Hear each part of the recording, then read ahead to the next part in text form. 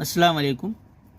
जमात अव्वल के दरसी किताब के सफ़ा नंबर 29 पर का इक़्तिबास हम पढ़ेंगे और इसके नीचे के जो हर्फ है वो पढ़ना है और अल्फाज भी हम सीखेंगे।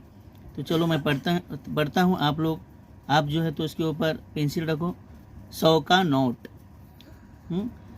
देखिए इस पर पेंसिल रखो। शाहरुख, जैद और आरिफ ख़ास दोस्त हैं। वो रोज़ाना साफ कपड़ों में स्कूल जाते हैं। एक रोज़ उनको 100 रुपये का नोट पड़ा मिला। जैद बोला, हम ये नोट किसी फ़कीर को दे देंगे। शाहरुख ने कहा, तुम ठीक कहते हो। नीचे देखो, ठीक कहते हो, नीचे लास्ट, हाँ ठीक कहते हो, आगे बढ़ो। तो उनको एक फ़कीर दिखाई दिया। आरिफ ने वो नोट फ़कीर को दे दिया। नीचे जो हर्फ दिए हुए पढ़ो आप उसको।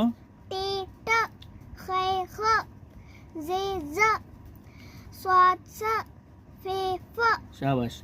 अब मैं जो नीचे के हर्फ पढ़ता हूँ सुनो, देखो, उसको दोहराओ और पढ़ो। हाँ ठीक है।